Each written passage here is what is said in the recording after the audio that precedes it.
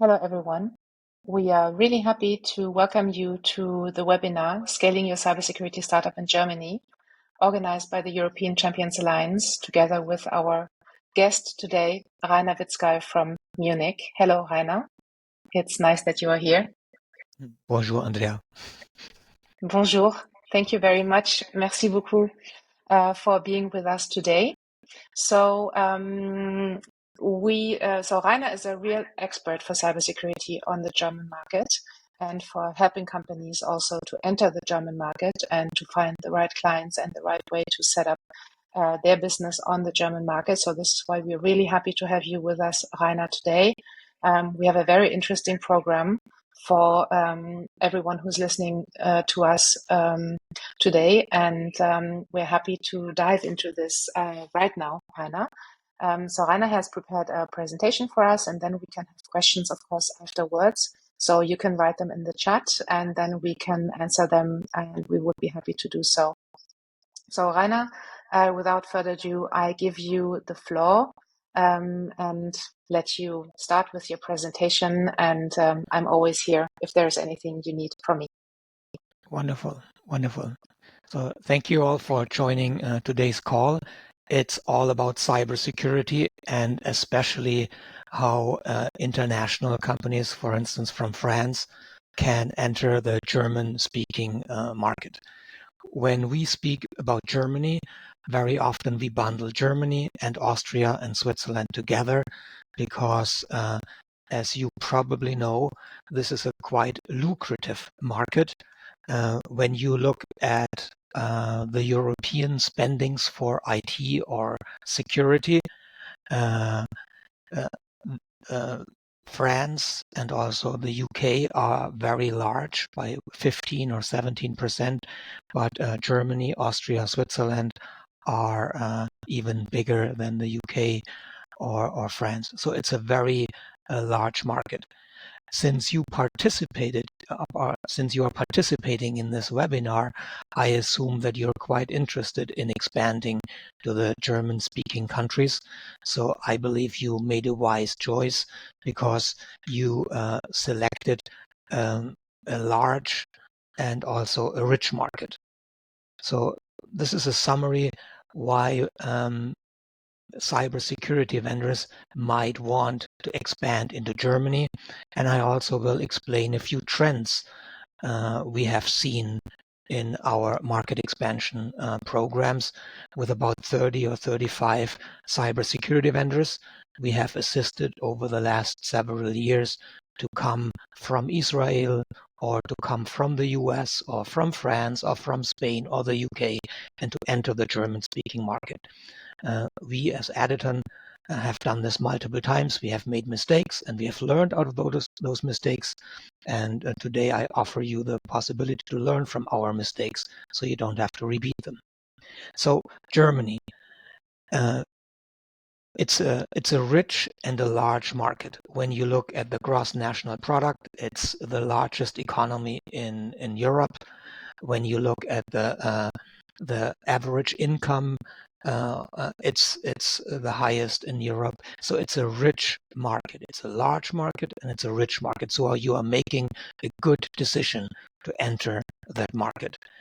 Another good or a benefit you will find in the German-speaking market, and this is identical for Switzerland, even a little higher. Germans and Swiss people or Swiss enterprises are willing to pay a premium for a very good service. So if you have a good solution, if you offer a great service, unlike in some other regions in the world, you probably are able to charge a premium fee, subscription, or daily rates for Switzerland and especially Switzerland and Germany. Several of you are from France, which is very centralized. So in Germany, we have multiple centers. So it's not that you go to Frankfurt and you have 80% of the market. You have interesting target customers in Frankfurt, in Stuttgart, in Munich, in Düsseldorf, in Cologne, in Berlin, in Hamburg. So it's quite distributed, even if the western part, like Cologne and Düsseldorf, is quite rich, and also the southern part of Germany, like around Stuttgart and around Munich. So it's a more regionalized business you will have to cover. Another very typical criteria is Germans in general are risk averse. So they are not risk takers. When we assist startups, cybersecurity startups from Israel, this is quite a difference. Israelis are often risk takers. Germans are often risk averse. But you can also leverage this aversion to risk, because you can use a messaging which focuses on risk. As you know, cybersecurity and risk, there's a very big overlap. And by focusing on this, risk aversion of Germans and Austrians and Swiss people, I think it's easier for you that your messaging resonates.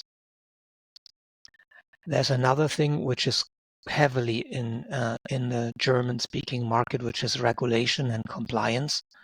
As you know, as you probably know, there's this European NIS2 legislation. There's DORA. There's a Cyber Resilience Act. So many European countries are quite regulated. There's a lot of compliance, and we always ask our contacts at medium and large enterprises, what are the drivers for you to make decisions? And quite often, actually, this is regulation. So when you speak with CISOs or CIOs of medium and large enterprises in Germany or Switzerland or Austria, compliance is always, regulation and compliance is always very high in their on their priority list. One thing which has changed in the German-speaking market is that cloud is more accepted than it was maybe 5 years ago. So MSSPs, managed service security providers, cloud solutions, and services are more accepted. This has gone up big time.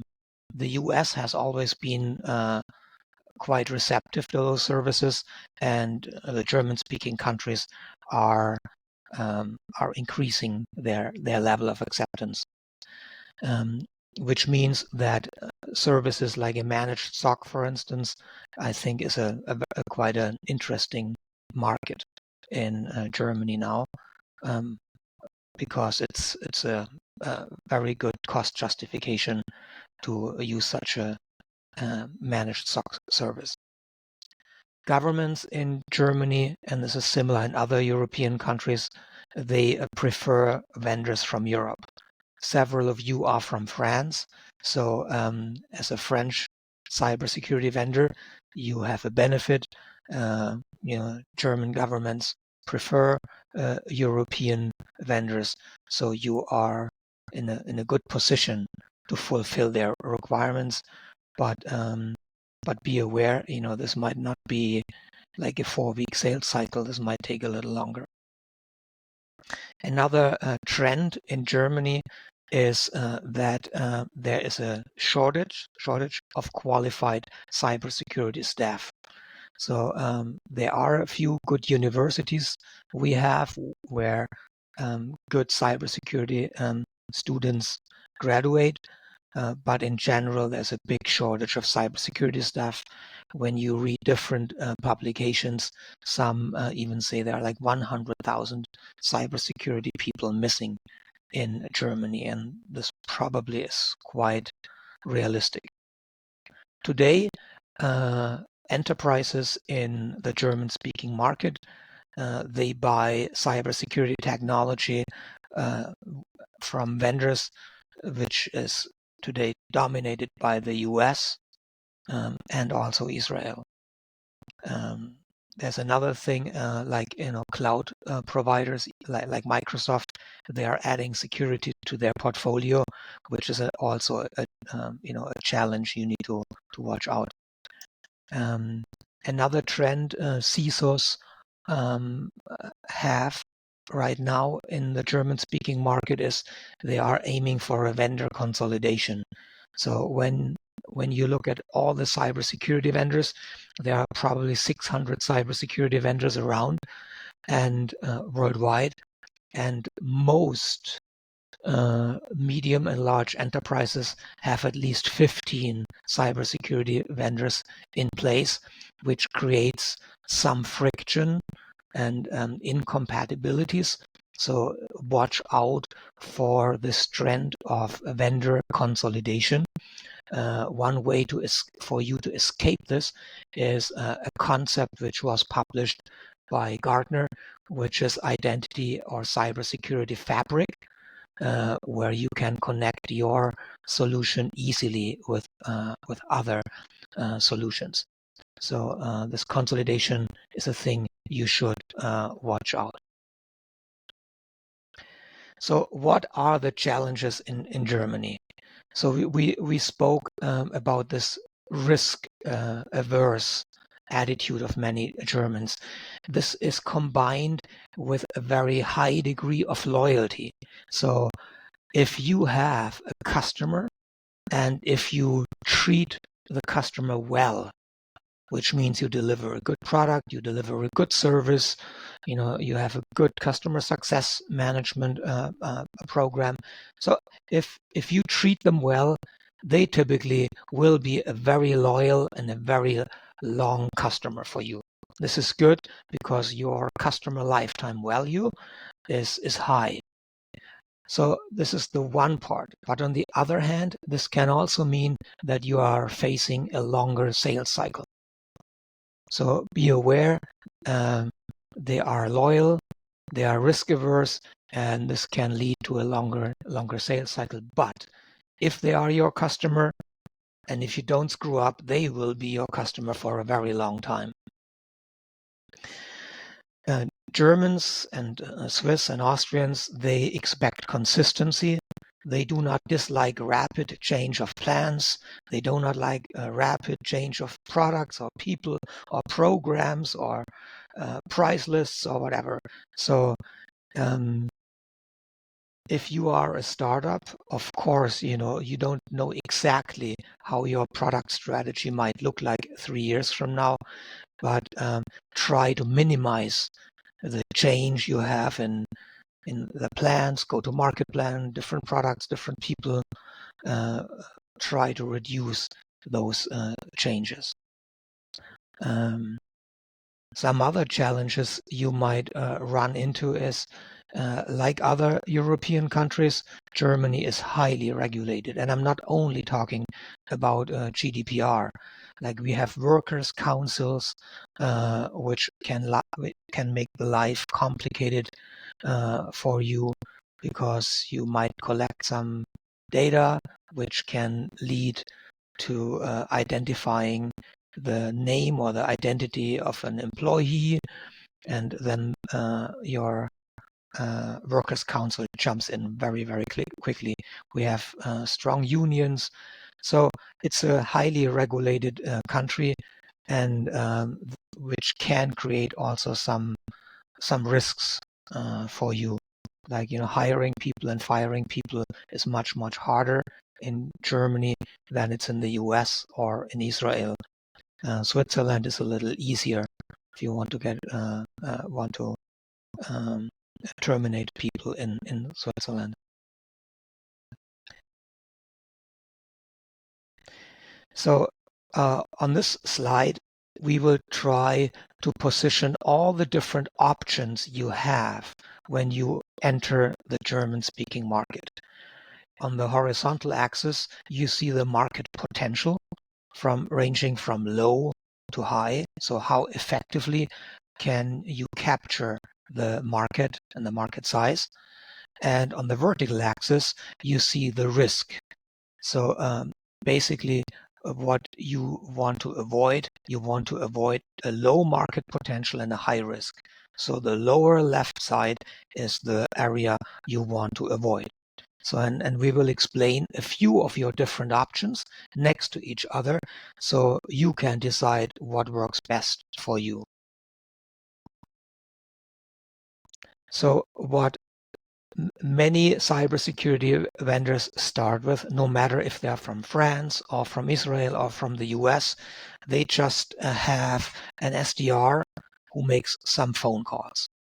Like you might have someone speaking French or English and just calling people. It's a very hard business because people, do get many phone calls and emails. So it's a hard business. You can combine this with LinkedIn and other measures, but it's a hard business, especially if your sales development rep is speaking French or English only.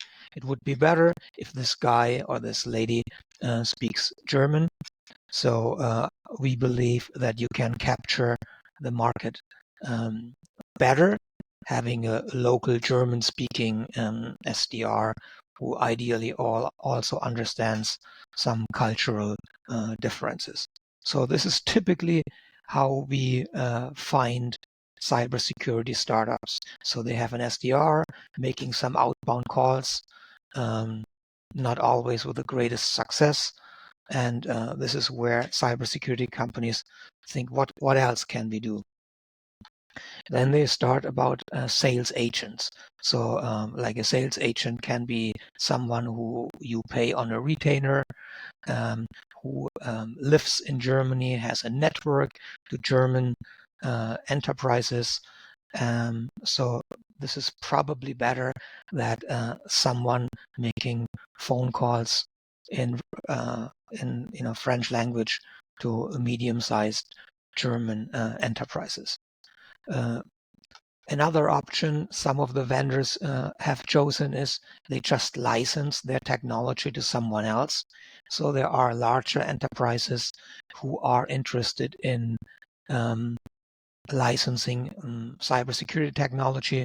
One, for instance, is called Bundesdruckerei. They print passports, or Giesecke and Devrient, or Rode and Schwarz, or Secunet, or others. So those are typically targets when you think about licensing or OEM. So your risk exposure is limited because the risk is carried by your local licensing or white label or OEM partner. You can also have a joint venture, which might also be a good option. So the companies I just mentioned and also others, you can do a joint venture with those organizations where you also exploit the market potential better. And it's basically on a medium level of your risk exposure. You can also acquire a local company. If you have enough funding, you can just acquire a local company with an established presence, with an established customer base, with an established channel base and everything. So an acquisition probably is also a powerful way to exploit the market potential in Germany, Austria, and Switzerland. Or you can also set up your own legal entity. So if you have lots of funding and are prepared to accept the risk, just hire a handful of good people, local people, set up your own legal entity, ideally in Germany, in Switzerland, and in Austria. Hire a few people, and this is probably a very powerful way to exploit the market potential.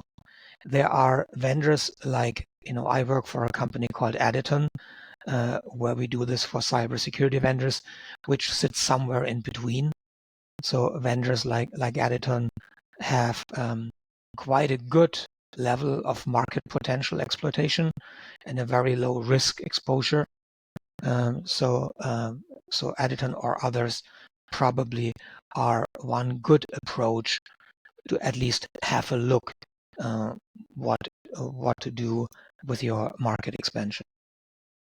So in a summary, I believe this is a very powerful overview. So you can start with your SDR.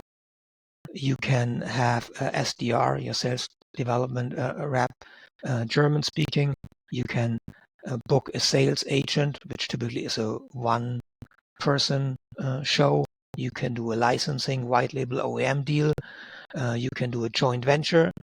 You can acquire a local company which already has a legal entity here, or you can set up your own legal entity and hire your own staff. And probably quite a good balanced solution is using a service provider like Aditon who limits your risk and might even be faster than doing it all by yourself.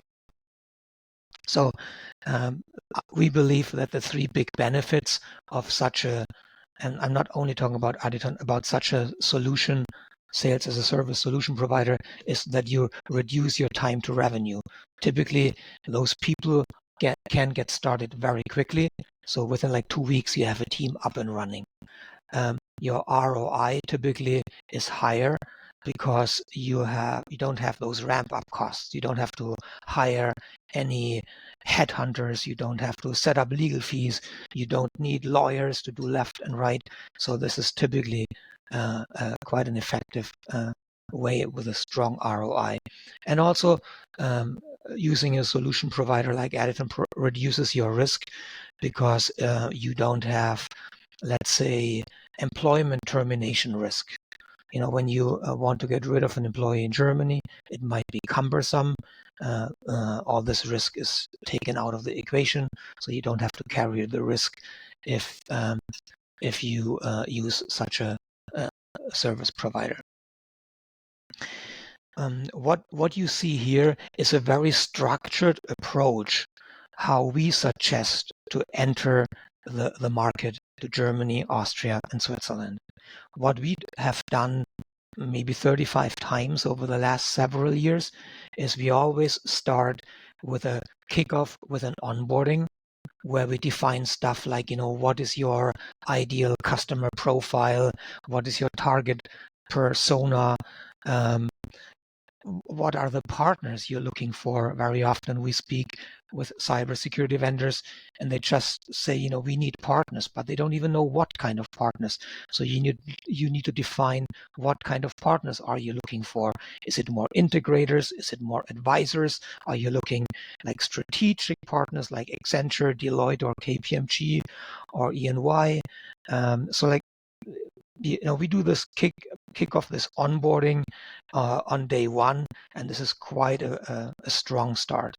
Then we assess the readiness. So there are a few things you should understand. So for instance, do you have the possibility to provide the service during other business hours or in another language or so on? So assess your readiness for the DACH market.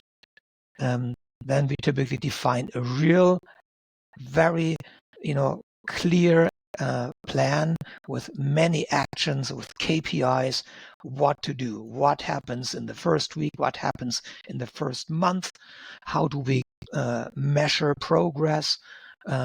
So no matter if you choose Aditon or not, but you should have such a structured approach.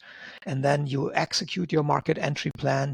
You constantly evaluate if this plan is going in the right direction. Are you making progress? Do you need to change your plans, which can be. So this is a very structured plan, and in the follow-up email, we will provide this to you. The first 3 steps, 1, 2, 3, so the kickoff, the readiness assessment, and the full definition of a market entry plan takes roughly 2 weeks. And then the execution, we typically stage it in like quarters. So, but you have a very good plan which can run over a little more than 12 months with deliverables and the revenue delivered, with number of POCs, proof of concepts delivered. And this is a very structured, very organized plan. And I highly recommend that you follow such a plan. Do not only follow your gut feeling. One point I would like to mention, in Germany, there is quite a good cybersecurity event. This is the biggest cybersecurity event in Germany. It's called ITSA. It happens in October in Nürnberg, and it's like the place to go for CISOs, for security experts. Like last year, they had 19,000 visitors and almost 800 vendors. So this is probably where everyone goes. If you find a way to maybe join another booth or set up your own booth, there's still enough time to go there. But this is a very good place to start with. This is the meet and greet of cybersecurity in Germany. So the link you find there. We are not affiliated with them. I'm explaining this because it's the biggest event. There are many other events, smaller events, organized by Kuppinger Cole, by Vogel Media, by CIO Magazine. So there are others like KES. There are others as well, but this for sure is the biggest one and might be a good start for you, maybe to visit this year, at least. So what I wanted to explain today is what are the specialties of the German market, what kind of things you need to watch out, what is peculiar for Germany, what is maybe also a risk you can run into. I wanted to explain that you have different options to enter the German market. And I wanted to explain that you should be using a structured and organized plan to enter this lucrative and rich market. And one easy way to get a better understanding would be to go to ITSA in October. So this was an overview, and I open the room for questions you might have. Thank you very much, Rainer, for this presentation. There was one question from Dominique that I will give to you, and then I have some of myself, and then we're waiting also in the chat for other people to ask questions so we can answer to them. So the question from Dominique was, what about partnering with one or two service companies? You already talked about what you can do and what kind of service you provide, and I think it's really interesting for companies who do not know the German market yet. But how about partnering with consultancies or cyber consultancies or integrators also to enter the German market? So sometimes when we speak with vendors, they just believe signing a distribution agreement with a distributor would be sufficient to be successful. And I have made this mistake myself. It does not work. Like when you speak with a large security distributor, and a big one, for instance, is Infinigate.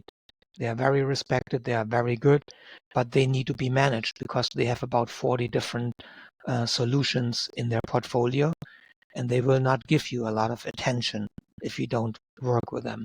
So like working with a distributor will not be sufficient. You need local staff to manage this distributor. The same is true for resellers. If you find a reseller who is willing to carry your solution, you still need to manage and guide this reseller.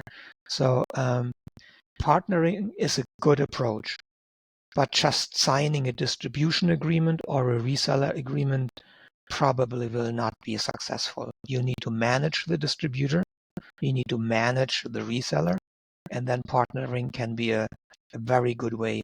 We have a very close relationship, for instance, with at least 50 different resellers, with all the distributors, and with many different enterprises. But you should not expect signing a reseller agreement or a distribution agreement will lead to success. You need to manage this relationship quite intensively, especially in the beginning. Mm-hmm. I have a question because did this yeah, answer your question? Yes, it does. Thank you. And I have a question connected to that. How do you see, because you work a lot also with American and companies and companies from Israel, how do you see the real advantage of European players when we talk about the end customers, but then also when we talk to resellers or partners? Is it a real USP? Is it really perceived as a USP? And is this something that you recommend companies insisting on in their communication? So I believe there's a trend in cybersecurity which is merging with risk.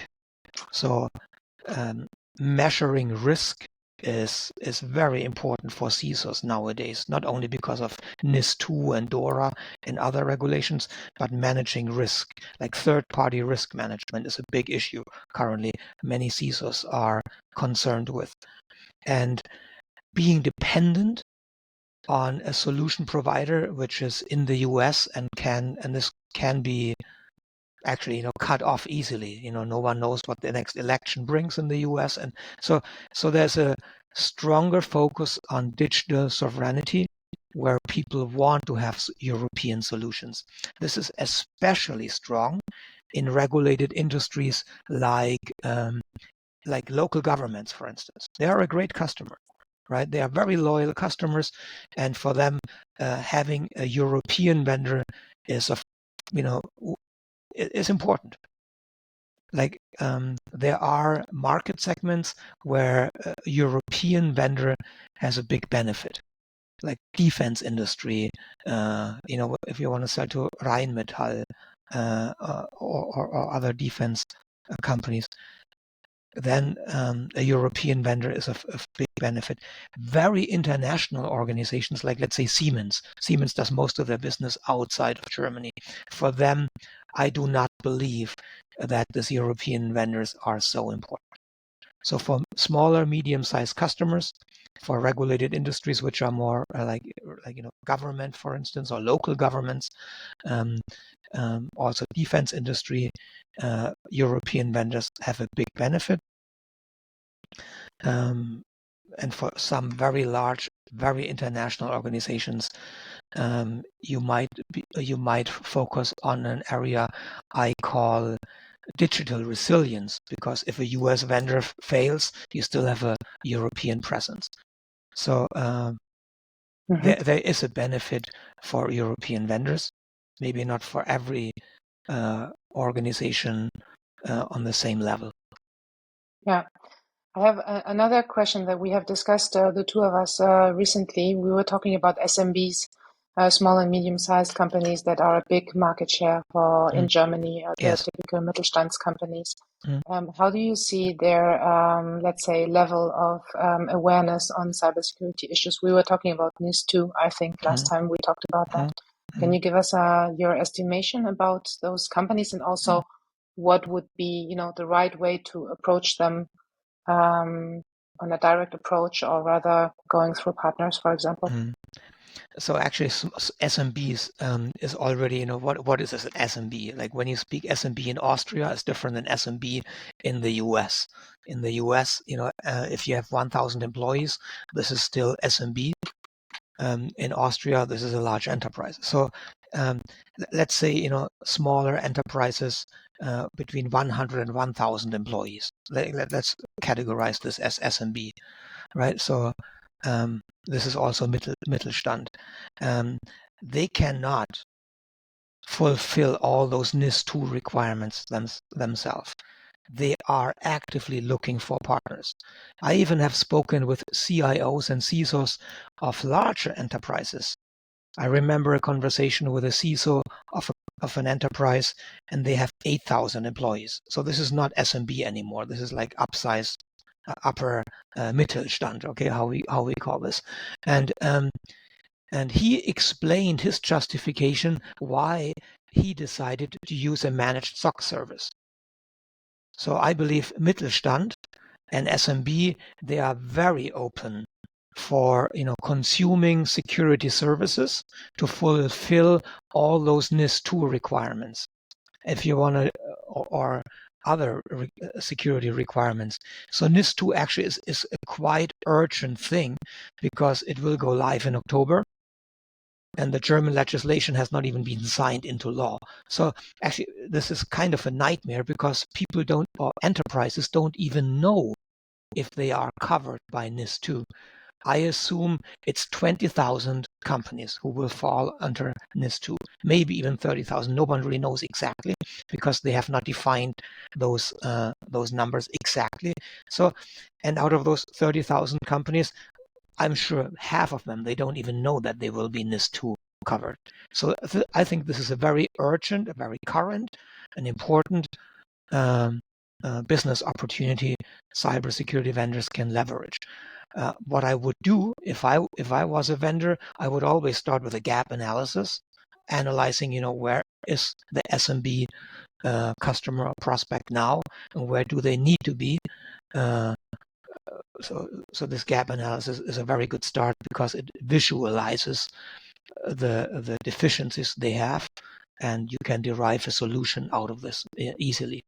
So NIS2 is a good driver, and SMB is a good market. Of course, you will not have the 1 million euro ARR contracts from an SMB, but if you work with local partners who have experience and access to those customers, I think this is a very good approach. So I would focus on some mid-sized companies because they have a shorter sales cycle, they have an urgency because of NIS2, and they are very loyal customers. Hmm. So this also is in connection with the question of Alexander, who says, what do you recommend more to a startup, sell to direct end users or via channel, or both push-pull model? Maybe it depends on the size of the customer, but what would be your recommendation? No, so in reality, you should always do some marketing to get some visibility in the market, and then you should work with a handful of very good like resellers or integrators or MSSP partners, whatever your what technology offers, and then work very closely with them, define very good action plans with your local partners. Like if it's an MSSP, if the resellers, what do you do? Reach out to their customers together with the team members of your local partner. So be very active with those resellers because resellers are typically very busy. It probably will be hard to find the resellers because they don't have time, actually. They are not looking for new solutions. So, but if you find a few of those resellers, work with them very closely, make them successful, offer them incentives, train them, educate them, give them leads by doing some demand generation, this can be a very good approach. So I would not do that by yourself, only, using LinkedIn outreach to do SMB business. I think this will be a very cumbersome business. I would use partners for that. And there's a question from Andreas. It's waiting for some time. How would you rate the need? You already answered it in parts, the question. How would you rate the need to have local language capabilities beyond sales to enter the market? Because everyone says in cybersecurity, basically everyone speaks English, but please tell us the truth.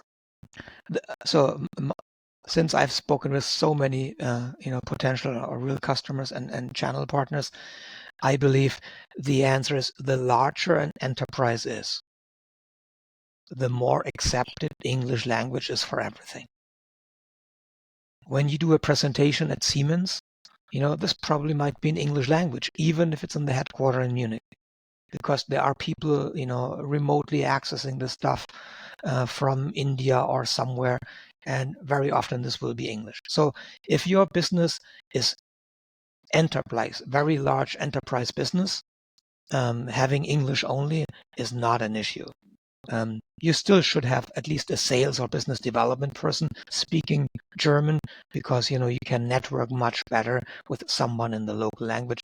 But by delivering your service, I do not believe that German is mandatory for medium to very large enterprises. If you address SMBs directly, then German language support is even technical support might be more important. Did I answer your question well enough? If you looking at the potential of the German market, and thinking about how to build up a team on the German market, do you think that it is possible in the beginning to start, let's say, testing the market with an English approach, and then as soon as you have a validation of the market, hiring the team on site? Because I know it's a question of everyone. Okay, how can we test the market without investing too much upfront? And you answered the question already a little bit in saying the difference between the big companies and the smaller ones. But I just want to eradicate let's say the impression that you can you always have to be able to test without investing too much. So people can work with partners like you to do this testing approach, for example. But do you see any other possibilities to test the market quickly, to know, okay, there's traction, there's no traction, customers are interested or not, competition is too high or not? What is your feeling about that? Thank you. So I do not believe that testing the market in English language will work, and I'll tell you why. So imagine the outcome would be it does not work. You still would not know if it works with a German-speaking person. So the result you get will not validate if a German-speaking market entry can work. So you will get an information which is not able, or which will not assist you to make this decision. I also would like to answer Diana's question. She is asking managing the partners or the resellers, and this actually is a lot of education. You need to meet with a local team. So a typical partner, let's grab one typical example. They might have 25 employees or maybe 45 employees, like a medium-sized reseller focused on security. And they might have 10 or 15 different vendors. And if they have, let's say, 8 salespeople, those 8 salespeople, they know those 10 vendors very well. Out of those 10 vendors, they have their 3 favorites. If you come in as the new kid on the block, they don't know you as well. They don't know your solution as well. They don't know to answer the objections they run into as well. They don't know how to explain the ROI and the benefit as well. So they will sell much less than with the solutions they are comfortable with. So I strongly recommend that you work very closely with those resellers and those partners. You train them, you help them, you assist them, you motivate them, so you are not the number 11 on their portfolio list, but in their top 3 list.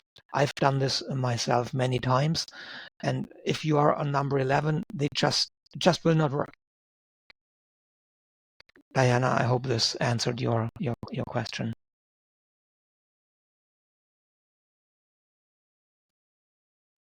There's a new question from Dominique. If you see them, Rainer, maybe you can answer directly. Yes. Yeah. So I also have spoken with many resellers, and most of them are in an overload situation. So like their capacity, number of vendors, number of hours they sell, number of service days, whatever, they are in an overload mode. So most resellers, or the really good resellers, are not looking for new products and they tend not to take as many as possible. So Dominic, I hope I answered, I hope this. There was one question a little bit higher from Katharina, who said, what are your experiences on how to win customers in DACH? How does the market look like, meaning competitors? Thank you. So actually, this is a very broad question, which I thought I covered in my presentation. So the competitors you will face are mainly from the US or from Israel. And in some instances, these are also competitors like cloud, like hyperscalers, like Microsoft, who offer security capabilities as part of their E3 or E5 subscription, like Microsoft Defender or so on. So the competitors, the big competitors you face, are from Israel or from the US. And how to win customers in DACH. I think I spoke about this extensively. I believe using local partners, if you address SMBs, is the best approach. Focusing on risk is a very good approach. Focusing on compliance is a good approach. Be aware that German customers are loyal. Even if your solution is 10% better or 10% more effective, they will not quickly jump from their existing vendor to a new vendor. If you have an answer to a vendor consolidation thing, like let's say you're combining two solutions into one, then this might be a good approach. Right? If, for instance, you might combine endpoint anomaly detection and network anomaly detection into one solution, this might be a good approach.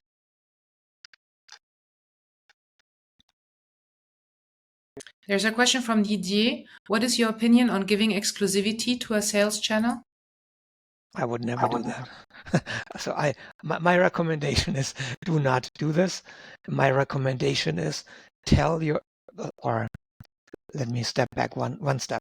So most partners will ask you, can you give me exclusivity?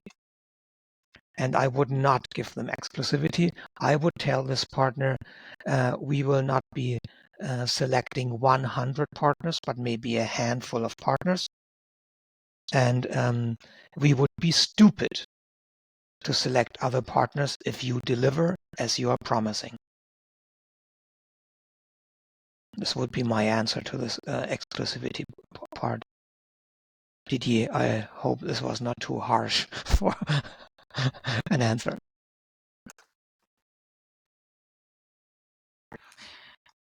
Well, thank you very much, Rainer, for all of your insights. We are already, let's say, time is already up, and I think we have answered to all of the questions that we have here in the chat.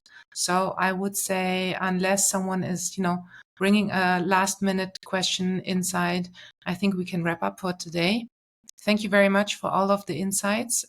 People have your contact details and can contact you if they want. We will also send the recording of this webinar so that people can have a look at it again or share it with their colleagues.